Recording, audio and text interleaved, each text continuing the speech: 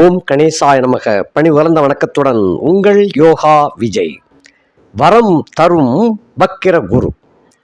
அதாவது மகர ராசிக்காரர்களுக்கு இந்த வக்கிர குருப்பெயர்ச்சி என்னென்ன யோகங்களை அள்ளித்தரப்போகின்றார் என்பதை பற்றி சுருக்கமாக பார்க்கலாம்.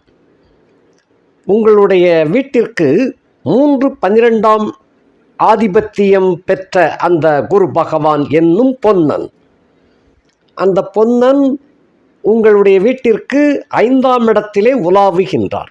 அவர் பயணம் பண்ணி கொண்டிருக்கின்றார். அந்த பயணத்தில் ஒரு செய்தி வருகிறது.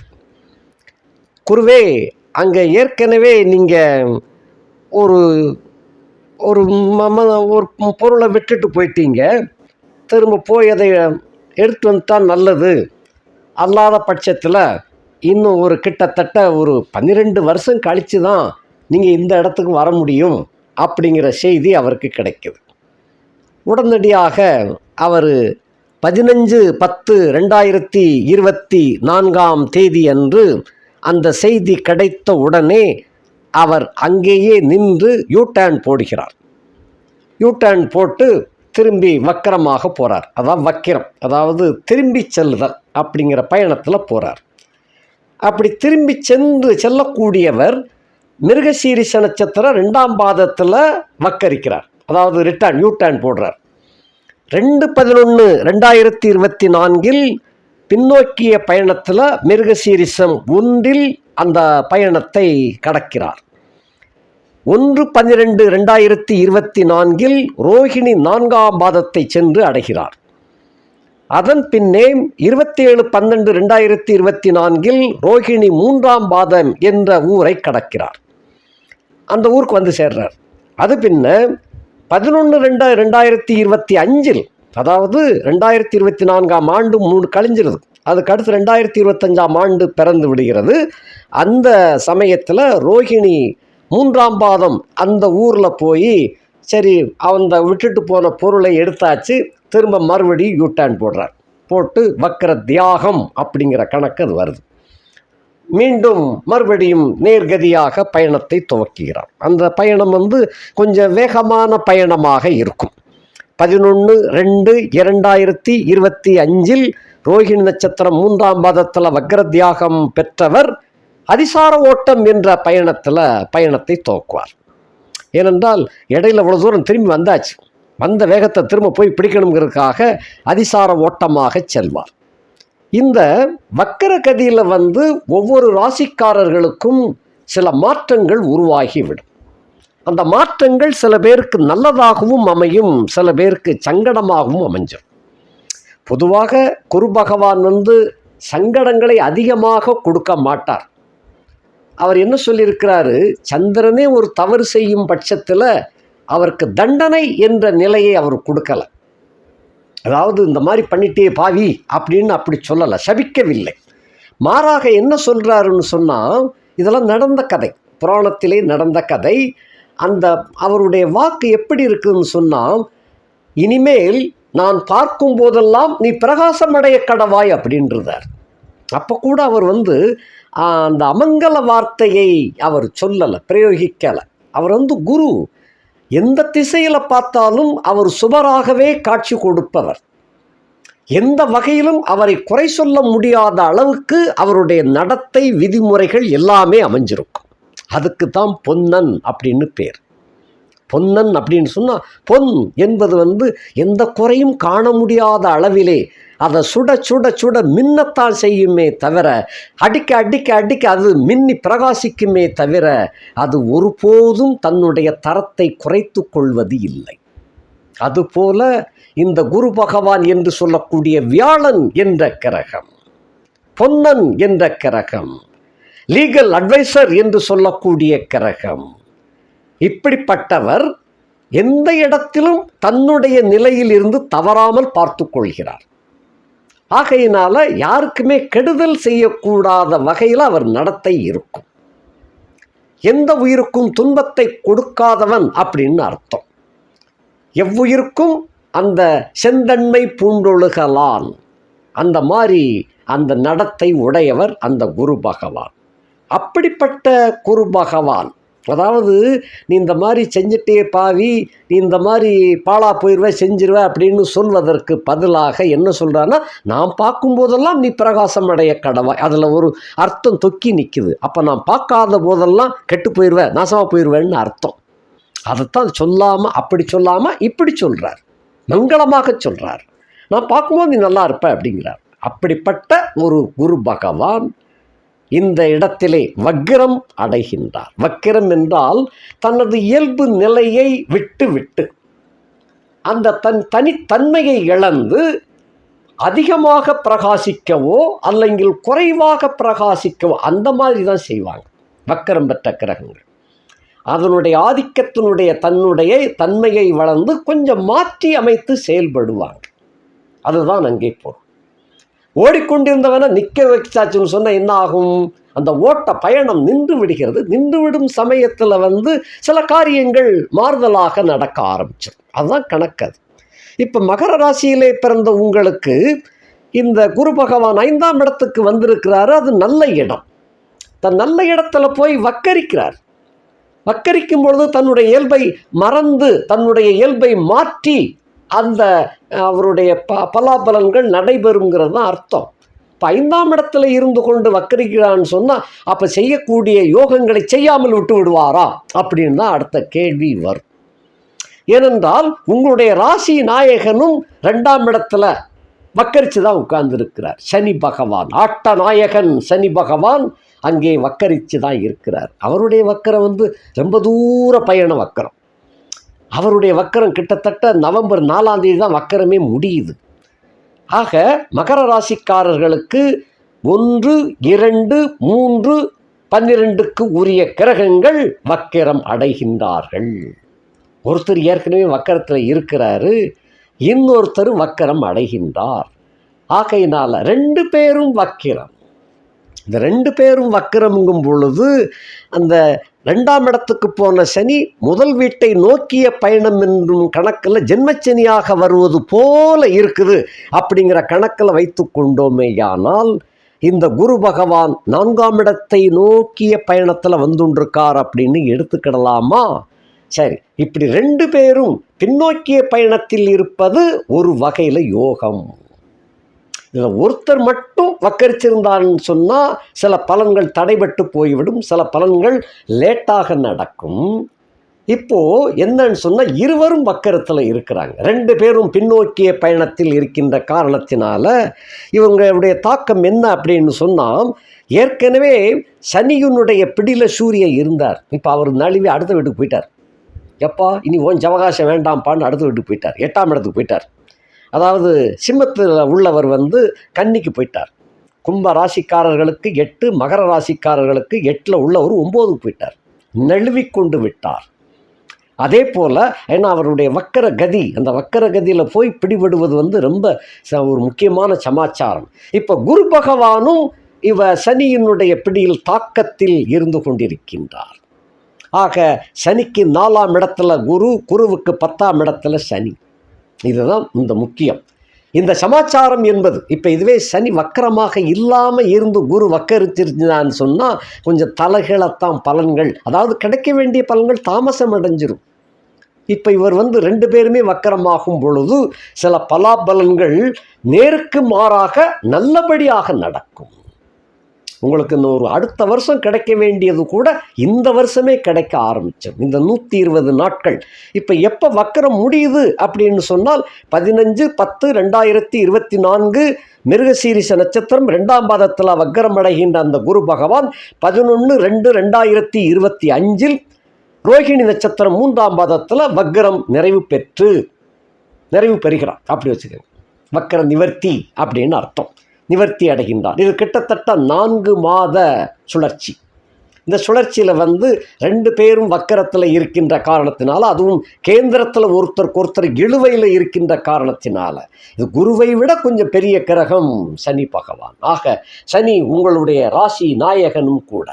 ஆக இருவரும் வக்கரத்தில் இருக்கின்ற காரணத்தினால அடுத்த ஆண்டு கிட்டத்தட்ட 2025 நடக்க வேண்டிய சில விஷயங்கள் கூட இந்த ஆண்டு இந்த 4 மாதத்தில் தெளிவாக இந்த வக்கர குரு கொடுத்து விடுவார்.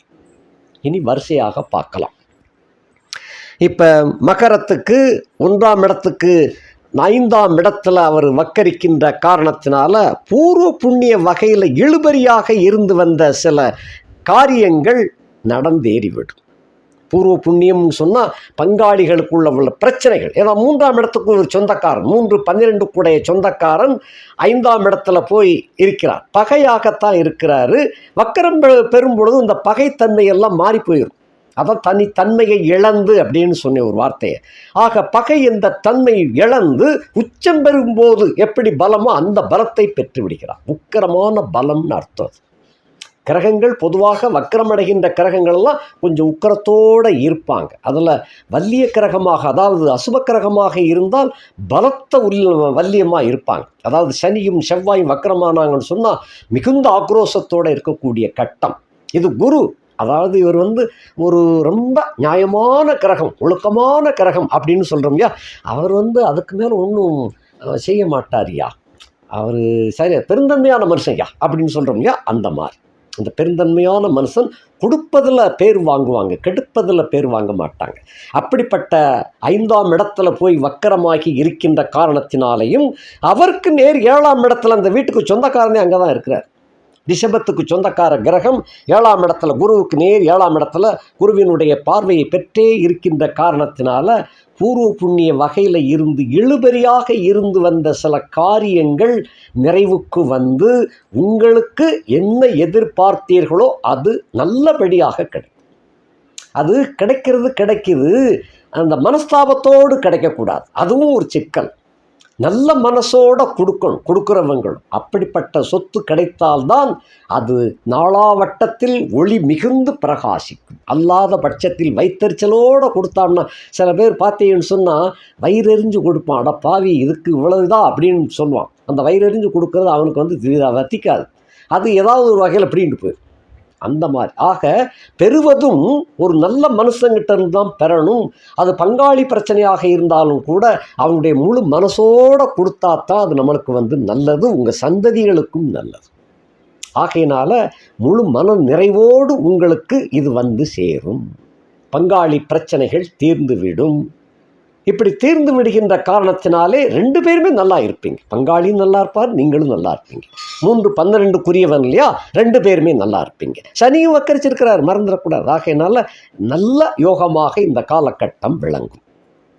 2ஆம் இடத்திற்கு அவர் 4ஆம் இடத்துல இருக்கின்றார். உங்களுடைய தனம், குடும்பம், வாக்கு என்று சொல்லக்கூடிய வீட்டுக்கு 4ஆம் இடத்துல அதிகார பலத்தில் இருக்கின்ற காரணத்தினால தனம் முடை என்பதெல்லாம் விலகி போய்விடும்.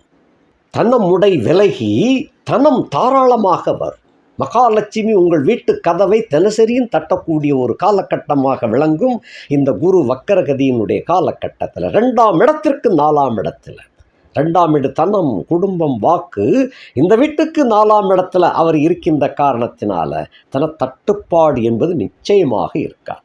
பரம ஏழையாக இருந்தால் கூட உங்களுக்கு ₹1,00,000 கிடைக்கக்கூடிய ஒரு யோக அமைப்பு நிச்சயமாக உண்டு. அப்படிப்பட்ட யோகம். ஓரளவு தொழில், வர்த்தகம், வியாபாரம் இருக்கக்கூடியவர்களுக்கு பல வழிகளில் பணம், தாராளமாக பணப்புழக்கம் ஏற்படும். குடும்பம் ரொம்ப அபிவிருத்தியாக இருக்கும், சந்தோஷமாக இருக்கும். இந்த தன நடமாட்டம் மகாலட்சுமி வந்துட்டான்னு சொன்னாலே குடும்பம் எல்லாமே உருப்பட தொடங்கிடும். சரியில்லாத பிள்ளைகள் கூட நல்லபடியாக இருக்கும். அப்படிப்பட்ட ஒரு ஆக்ரோஷமான ஒரு யோகத்தை கொடுக்கக்கூடிய ஒரு காலகட்டம் இது. வாக்கு வன்மை சிறப்பாக விளங்கும். உங்களுடைய சொல்லுக்காக காத்திருப்பவர்கள் நிறைய இருப்பாங்க. லேசாக ஒரு வாய் அசைஞ்சா போதும், அந்த அளவுக்கு காத்து கொண்டிருக்கக்கூடிய காலகட்டமாக விளங்கும். அப்படிப்பட்ட யோகம் இந்த காலகட்டம். 3ஆம் இடத்திற்கு அவர் 3ஆம் இடத்திலே இருக்கின்ற காரணத்தினால தைரியம், வீரியம், பராக்கிரமம் மிகச்சிறப்பாக விளங்கும். தைரியத்தில் மகராசியை பொறுத்த மட்டும் தைரியத்தை சொல்லவே வேண்டாம். போல்டாக தான் இருப்பீங்க. அதாவது முரட்டுத்தனமாக இருப்பீங்க, ஆனால் தோற்றத்துக்கு மென்மையாக இருப்பீங்க. அதிரடியாகத்தான் நடவடிக்கைகள்லாம் இருக்கும். அந்த மாதிரி இருக்கும். ஆக அந்த போர்க்குணம் கொஞ்சம் இருந்தாலும் வெளிக்காட்டாத ஒரு தன்மை தான் மகர ராசி. தண்ணீரும் வெட்டையும் கலந்தது தான் உங்கள் ராசி. ஆகையினால பார்க்கறதுக்கு தண்ணி தான் தெரியும், வெட்ட தெரியாது. ஆக அப்படிப்பட்ட ராசி நேயர்கள் நீங்கள். முன்கோபம் கடுமையாக இருந்தாலும் வெளியே தெரியாது. ஏன் நல்ல மனுஷன் அப்படிம்பாங்க. பேச்சு கொடுத்து பாரு அப்படின்னா தான் குணம் தெரியும் அப்படிம்பாங்க. அப்படிப்பட்டதாக இருக்கும். முன்னுக்கு பின் முரணாக பதில் சொல்லியாச்சுன்னா சட்டக்கும் கோபம் வந்துடும். கரெக்டாக பதில் சொன்னால் அரவணைக்கவும் செய்வீங்க. அப்படிப்பட்ட குண இயல்பு மகரத்திலே பிறந்தவர்களுக்கு அமையும். ஆக 3க்கு 3ஆம் இடத்திலே வக்கரமாகி இருக்கின்ற காரணத்தினாலே 3ஆம் இடம் நல்ல வலிமை பெறுகின்றது. அயன சயன போகம் அந்த வீட்டுக்கு சொந்தக்காரராக இவர் இருக்கின்ற காரணத்தினாலே போக பாக்கியம் தடையின்றி கிடைக்கும். போகம் இந்த இடம் 3ஆம் இடம் 12ஆம் இடம் 2 வீட்டுக்கும் சொந்தக்காரனாக குரு இருக்கின்ற காரணம் 3ஆம் இடம் ஒரு வகையில் போகம், 12ஆம் இடம் ஒரு வகையில் போகம். நல்ல உணவு, நல்ல தூக்கம், நல்ல போகம், சரச சல்லாபங்கள் மிகச் சிறப்பாக விளங்கக்கூடிய காலகட்டம். அதிரடியாக யோகம் கிடைக்கும். 4ஆம் இடத்திற்கு 2ஆம் இடத்திலே இருக்கின்ற காரணத்தினால இது இன்னொரு விஷயம் என்னன்னா, 4ஆம் இடம் தாய் அந்த வர்க்கத்தின் மூலமாகவும் உங்களுக்கு வரவுகள் வரவேண்டியது இருக்குது. அது இந்த 120 நாட்களுக்குள்ள தேடி வந்து சேரும். வாகனங்கள், புதிய வாகனங்கள் வாங்கக்கூடிய அமைப்பு, யோகம், காரு வசதி, பங்களா என்று உங்களுக்கு இதெல்லாம் 7.5 சனியில் பட்ட பாட்டுக்கெல்லாம் கெட்ட கேட்டுக்கும் ஒரு நல்ல ஒரு பிரதிபலனாக ஒரு யோகத்தை கொடுக்கக்கூடிய கட்டம். நல்ல பங்களா அமைக்கக்கூடிய ஒரு கட்டம். இதெல்லாம் இந்த 120 நாட்குள்ள அந்த திட்டம், சில பேருக்கு திட்டம் போட்டு அந்த ஆக்ஷன் கொண்டு வந்துடுவாங்க, ஆக்டிங் கொண்டு வந்துடுவாங்க. தாய் வர்க்கத்தில் இருந்து வந்த குழப்பங்களும் விலகிவிடும். தாயாருக்கு உடல்நலம் சுகமில்லாமல் இருந்தார்களே ஆனால் அந்த தாயாருக்கு நல்ல ஆரோக்கியம் கிடைக்கப்பெறும். தாய் வர்க்கங்களும் உங்களை தேடி வரக்கூடிய காலகட்டம். நிலபுலன்கள், வீடு, வாகனம், தோட்டம், துறவுகள் இந்த காலகட்டத்தில் செழுமையாக உங்களுக்கு வந்து சேரக்கூடிய ஒரு காலகட்டம். மகாலட்சுமி ஏற்கனவே கதவை தட்டுறான்னு சொன்னல, அந்த மாதிரி யோகம் உங்களுக்கு சிறப்பாக இருக்கின்றது. 5ஆம் இடத்திற்கு அவர் 5ஆம் இடத்திலே 1ஆம் இடத்துல இருக்கின்ற காரணத்தினால், வக்கரிச்சு இருக்கின்ற காரணத்தினால் அந்த வீட்டை சிறப்பாக சிறப்பித்து கொடுப்பார். குலதெய்வ வழிபாடு ரொம்ப சிறப்பாக கிடைக்கும். மனசு ரொம்ப நிம்மதியாக இருக்கும். குலதெய்வத்துக்கு போயிட்டு வாங்க. இந்த காலகட்டத்தில் 15/10/2024 11/2025 குலதெய்வ வழிபாடுகள் மாதந்தோறும் போயிட்டு வாங்க. போயிட்டு வர வர வர உங்களுக்கு நல்ல செய்திகளும் கிடைக்கும், நல்ல யோகங்களும் கிடைக்கும். மனசு ரொம்ப திருப்தியாக இருக்கும். அந்த மாதிரி ஒரு யோக அமைப்பு. பிள்ளைகளால் பெருமைப்படக்கூடிய ஒரு காலகட்டம்.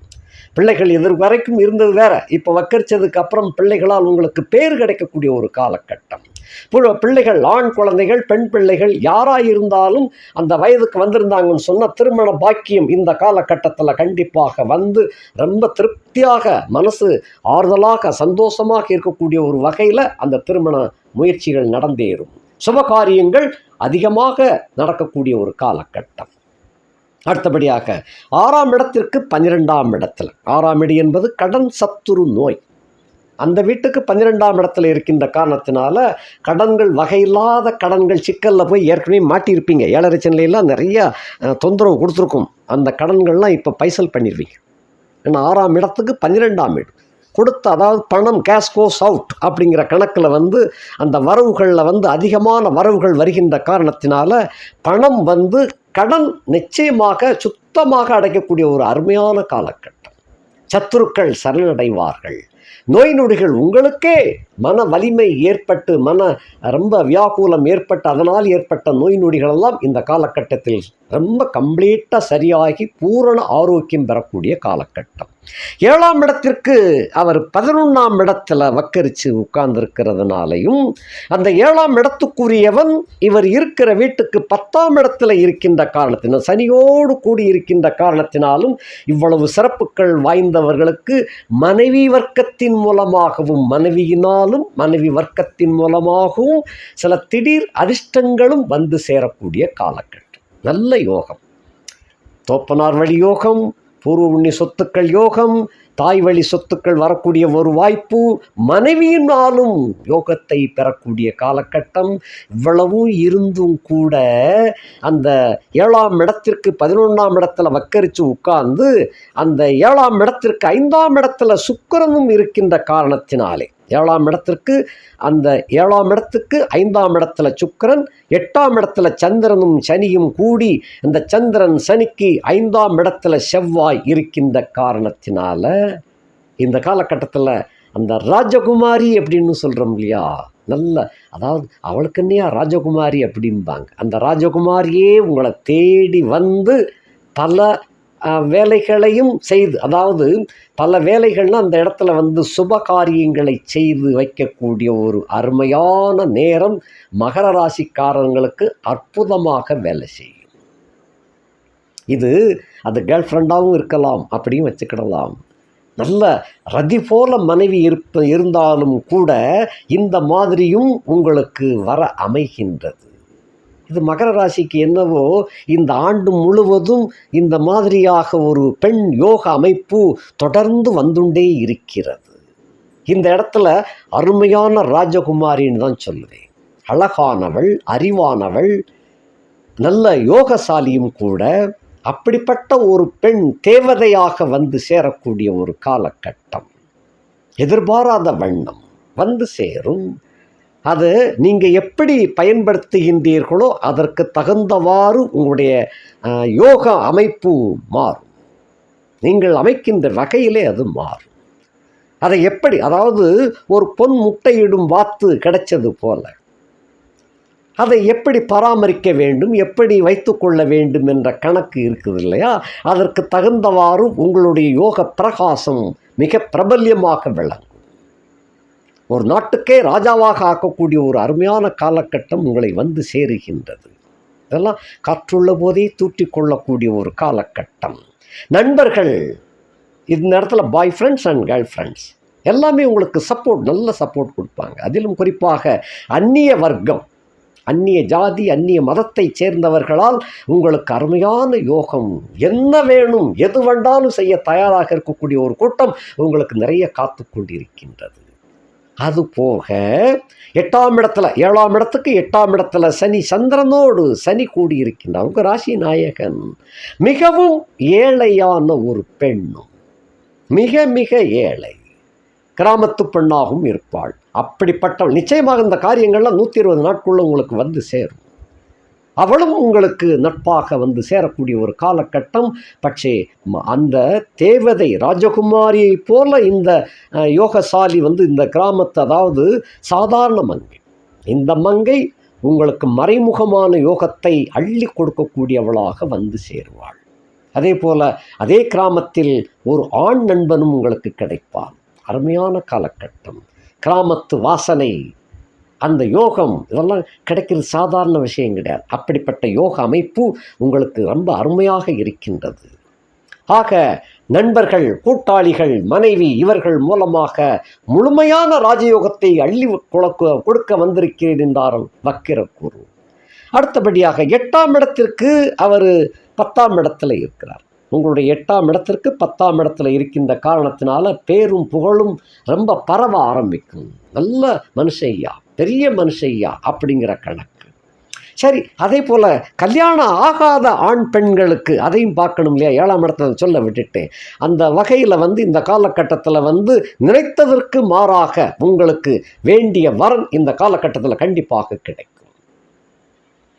அப்படிப்பட்ட யோக அமைப்பு, திருமண வாய்ப்பு என்பது சாதாரணமாக இல்லை. அதெல்லாம் தெய்வத்தின் அனுகூலம் இருந்தால்தான் ஒரு திருமணம் செய்யக்கூடிய ஒரு வாய்ப்பு தேடி வரும். அது அவ்வளவு லேசான விஷயம் கிடையாது. திருமணம் என்றாலே 9 கிரகங்களும் ஒத்துழைச்சாத்தான் ஒரு பெண்ணோட கழுத்தில் ஒருத்தன் தாலி கட்ட முடியும். அந்த நேரத்தில் 9 கிரகங்களும் ஒத்துழைக்கணும். அப்படிப்பட்ட ஒரு அமைப்பு வந்து உங்களுக்கு கிட்டத்தட்ட இந்த 120 நாட்களுக்குள்ள ஒரு நாள் நிச்சயமாக ரொம்ப பிரகாசமாக பேச ஆரம்பிக்கும். நல்ல வாழ்க்கை அருமையாக இருக்கும். நினைத்தது போல மனைவி, நினைத்தது போல கணவன் அமைகின்ற ஒரு காலகட்டமாக விளங்கும். 8ஆம் இடத்திற்கு அவர் 10ஆம் இடத்திலே இருக்கின்ற காரணத்தினாலே தொழில் வகையில் உங்களை பேரை கெடுக்கிறதுக்கு பல முயற்சிகள் இருந்த போதிலும் கூட அந்த 8ஆம் இடத்திற்கு 11ஆம் இடத்துல செவ்வாயும் வந்து சேர்ந்திருக்கிறாரு. 8ஆம் இடத்திற்கு நேர் 7ஆம் இடத்துல வந்து சந்திரனும் சனி உட்கார்ந்துருக்கிறதுனால யாராலும் உங்களை அசைக்க முடியாத வண்ணம் உங்களுடைய தொழில் யோகம் நிரந்தரமாக அமையும். உங்களை பற்றி அங்கே வந்து வைப்பாங்க, வச்சுட்டு பின்னாலேயே அந்த யார்கிட்ட போய் வச்சாங்களோ அவங்களே உங்கள்கிட்ட வந்து சொல்லிடுவாங்க. உங்களை பற்றி இப்படி இந்த மாதிரி சொல்கிறாங்க, நான் கேட்பேனா, நம்புவேனா, நான் வேறு மாதிரி சொல்லி அவங்கள அனுப்பி வச்சுட்டேன் அப்படின்பாங்க. ஆக உங்களுக்கு அவன் எவன் சொன்னான் என்பதும் கூட உங்களுக்கு தெரிய வந்து அப்படிப்பட்ட ஒரு காலகட்டமாக விளங்கும். ஆக உங்கள் புகழ் மேலும் மேலும் விளங்க ஆரம்பிக்கும். உடைய திறமை வெளிப்படக்கூடிய காலகட்டம். தொழிலில், உத்தியோகத்தில், வியாபாரத்தில் ஒரு முத்திரை பதிக்கக்கூடிய காலகட்டம். 8ஆம் இடத்திற்கு 10ஆம் இடத்துல அவர் இருக்கிறதுனால. அதே போல 9ஆம் இடத்திற்கு 9ஆம் இடத்துல அவர் இருக்கின்ற காரணத்தினால 9ஆம் இடத்தை அவர் நோக்கி கொண்டும் இருக்கின்றார். அங்கே சூரியனும் கேதுவும் இருந்த போதிலும் கூட தோப்பனார் வகை, அது 9ஆம் இடத்துல சூரியன் இருக்கப்படாது, கேது இருக்கப்படாது. அப்படிப்பட்டவர்களை குரு பார்த்து இருக்கார். இதை வக்கர குரு பார்த்து கொண்டு இருக்கின்ற காரணத்தினாலே தோப்பனாருக்கு ஏற்படக்கூடிய சில நஷ்டங்கள் எல்லாம் உங்களால் சமாளித்து வெற்றி கொள்ளப்படும். அப்படிப்பட்ட நிலை தோப்பனாருடைய ஆரோக்கியம் சிறப்பாக அமையும். தோப்பனாருக்கு ஏற்படுகின்ற சில சங்கடங்கள் எல்லாம் மாற்றி அமைத்து விடக்கூடிய ஒரு காலகட்டம். அவர் இன்னும் இளமையோடு வழங்கக்கூடியதாக அமைந்துவிடும். ஆக அந்த தோப்பனார் வகை மூலமாகவும் தோப்பனாரால் உங்களுக்கு சிறந்த யோகம் உண்டு. ஆக கிட்டத்தட்ட நண்பர்கள், மனைவி, கேர்ள் ஃப்ரெண்ட்ஸு, தாய் வர்க்கம், தாய் மாமன் வர்க்கம் எல்லாமே உங்களுக்கு இப்போ சராசரியாக அனைத்தும் எல்லா மக்களும் உங்களுக்கு சாதகமாக விளங்கக்கூடிய ஒரு அருமையான கட்டத்தை இந்த வக்கிர குரு கொடுத்து கொள்ளப் போகின்றார். நல்ல யோகம். 9ஆம் இடத்திற்கு அவர் 9ஆம் இடத்தில் இருக்கின்ற காரணத்தினாலே வெளிநாடு சென்று போய்த்தான் ஆகணும் என்று நினைத்து கொண்டிருப்பவர்கள் இது இந்த காலகட்டத்தில் நிச்சயமாக பயணம் மேற்கொள்வீர்கள். அப்படி இருக்குது, வெற்றிகரமாக இருக்கும். அடுத்தபடியாக 10ஆம் இடத்திற்கு அவர் 8ஆம் இடத்துல உலாவுகிறார். இதைத்தான் முதலே சொன்னேன். 8ஆம் இடத்திற்கு அவர் 9ஆம் இடத்துல இருக்கின்ற காரணம், 8ஆம் இடத்துக்கு 10ஆம் இடத்துல இருந்ததுனால தொழில் போட்டியில் உங்களை பிரகாசம்தான் பெறுவார்களே தவிர உங்களுக்கு சிறுமை ஏற்படுவதற்கு வாய்ப்பில்லை. அதே போல் 10ஆம் இடத்துக்கு 8ஆம் இடத்துல குரு வக்கரித்து விட்ட காரணத்தினால தொழிலில் நஞ்சு போன சில பேர் கூட இந்த காலகட்டத்தில் பெருவெள்ளமாக பெருக்கெடுத்து அந்த தொழிலை மலை போல் வளர வைக்கக்கூடிய ஒரு காலகட்டமாக அமைகின்றது. பயப்பட வேண்டாம், சூப்பராக இருக்கிறது. 11ஆம் இடத்திற்கு அவர் 7ஆம் இடத்துல இருக்கிறார். உங்களுடைய 11ஆம் இடத்துக்கு 7ஆம் இடத்துல இருக்கிறதுனால தொட்டதெல்லாம் தொடங்கக்கூடிய ஒரு காலகட்டம். எதை தொட்டாலும் பொன்னாகக்கூடிய ஒரு காலகட்ட அமைப்பு விளங்குகின்றது. 11ஆம் வீட்டை குரு பார்க்கின்ற காரணத்தினால இளைய மனைவி என்பவளும் இந்த காலகட்டத்தில் நீங்கள் விரிவாக தெரியப்படுத்துவீங்க. இதுவரைக்கும் மறைச்சு வச்சிருந்திருப்பீங்க, இப்போ ஓப்பன் பண்ணிடுவீங்க. இந்த காலகட்டத்தில் உங்களை யாரும் ஒன்றும் சொல்லவும் மாட்டாங்க. ஏன்னா அவ்வளோ பெரிய ஆளாக வளர்ந்து விட்டீர்கள். ஒரு குறிப்பிட்ட நிலைக்கு பிறகு போனதுக்கப்புறம் ஏதாவது சின்ன இந்த மாதிரி ஒரு தவறுகள் நடந்தால் கூட சமுதாயம் ஏற்றுக்கொண்டு விடுகிறது. அவன் பெரிய மனுஷன் அப்படின்ட்டு போயிருந்தாங்க. காலங்கள் அப்படி ஓடிக்கொண்டிருக்கக்கூடிய கட்டம். ஆக தொட்டதெல்லாம் விளங்கக்கூடிய ஒரு யோகம் உங்களுக்கு சேருகின்றது. 12ஆம் இடத்திற்கு அவர் 6ஆம் இடத்துல இருக்கின்றார். ஆகையினால அயனசேன போக பாக்கியத்திற்காகவும் நீங்கள் செலவுகளை செய்து நல்ல சுகத்தை பெறக்கூடிய ஒரு அருமையான யோகமாக இந்த மகர ராசியிலே பிறந்த உங்களுக்கு அதி அற்புதமாக குரு பகவான் வேலை செய்து கொள்ளப் போகின்றார். ஆகையினாலே வாரந்தோறும் வியாழக்கிழமை அன்று தட்சிணாமூர்த்தியை போய் தரிசனம் செய்து விட்டு வாருங்கள். வியாழக்கிழமை என்று உங்கள் குலதெய்வத்தை வழிபடுவது ரொம்ப சிறப்பாக இருக்கும். மற்ற கிழமைகள்லாம் விட்டுட்டு வியாழக்கிழமையாக போங்க. அந்த வியாழக்கிழமையில் அன்னதானம் செய்யுங்க. இவைகள்லாம் உங்களுடைய ராஜ யோகத்திற்கு மகுடம் சூட்டியது போல. அந்த மகுடத்திலே ஒரு வைரத்தை பதித்தால் எப்படி இருக்கும், தங்க கிரீடத்தில் வைரம் பதித்தது போல அந்த மாதிரி ஒரு சிறந்த யோகத்தை வக்கர குரு பெயர்ச்சி உங்களுக்கு கொடுக்கின்றார். அதை அப்சர்வேஷன் பண்ணக்கூடிய நிலைக்கு நீங்களும் தயாராக வேண்டும் இல்லையா? அதனால தான் வியாழக்கிழமை தோறும் அன்னதானம் செய்யுங்கள், குலதெய்வ வழிபாடு நடத்துங்கள். தட்சிணாமூர்த்தி நவக்கிரகங்களில் உள்ள குரு பகவானுக்கும் ஒரு அர்ச்சனை செய்யுங்க. எல்லாரும் தட்சிணாமூர்த்திக்கே போய் பண்ணிட்டு வந்துருந்தீங்க. குரு பகவான் அந்த இடத்துல யாருமே கண்டுகிட மாட்டேங்கிங்க. குரு பகவானையும் வழிபட வேண்டும் நிச்சயமாக. ஏனென்றால் அவர் பெரியவர், இவர் சிறியவர்னாலும் இந்த ஆக்டிங், அதாவது சாமி வரம் கொடுத்தாலும் பூசாரி வரம் கொடுக்கணும்பாங்க இல்லையா? அதுபோல் தட்சிணாமூர்த்தி கொடுத்தாலும் குரு உங்களுக்கு கொடுத்தா தான் உங்கள் கைக்கு கிடைக்கும். உங்கள்கிட்ட பொறுப்பை நேரில் கொண்டு கொடுக்க போகிறது குரு பகவான் தான். ஆக இவரை கண்டிப்பாக வழிபாடு செய்ய வேண்டும். அதுக்காக தட்சிணாமூர்த்தியை வழிபாட வேண்டாம்னு சொல்லலை. நவக்கிரகங்களிலே உள்ள குருவுக்கு நீங்கள் அர்ச்சனை கட்டாயம் செய்ய வேண்டும். அப்படி செய்தீர்களேயானால் வருகின்ற யோகம் தக்க வைத்து கொள்ள முடியும். சில பேருக்கு தசாபுத்தி ரீதியாக கொஞ்சம் லேட்டாக வரும் அப்படின்னு சொன்னால் கூட நீங்கள் இது போய் செய்கிறதன் பொருட்டு அது சீக்கிரமாக சேரும். அதோடு வியாழக்கிழமை தோறும் குலதெய்வத்துக்கு போங்க. அது எவ்வளவு தூரத்தில் இருந்தாலும் பரவாயில்லை, போயிட்டு வாங்க. ரொம்ப தூரமாக இருந்தால் மாதத்தின் கடைசி வியாழக்கிழமை, இந்த 4 மாதங்களில் வரக்கூடிய தமிழ் மாதத்திற்கு கடைசி வியாழக்கிழமை, அதுதான் மாதாந்திர வெள்ளி, மாதாந்திர வியாழன். அது ஆங்கில மாதத்திற்கல்ல, தமிழ் மாதத்தினை பொறுத்த மட்டில் மாதாந்திர வியாழக்கிழமை அன்றாவது குலதெய்வத்தை போய் தரிசனம் பண்ணிட்டு வாங்க. அங்கே போய் அன்னதானம் செய்வது இன்னும் சிறப்பு. அப்படிப்பட்ட யோக அமைப்பு இருக்கின்றது. ஆகையினாலே இவைகளெல்லாம் தவறவிடாமல் செய்யுங்கள். மிகுந்த ஒரு நாடாளுகின்ற ஒரு யோக அமைப்பு உங்களுக்கு வந்து கொண்டு இருக்கின்றது. தவற விடாதீர்கள். மேலும் மேலும் உங்களுக்கு யோகம் தேடி வந்து கொண்டே இருக்கப் போகின்றது. நன்றி, வணக்கம்.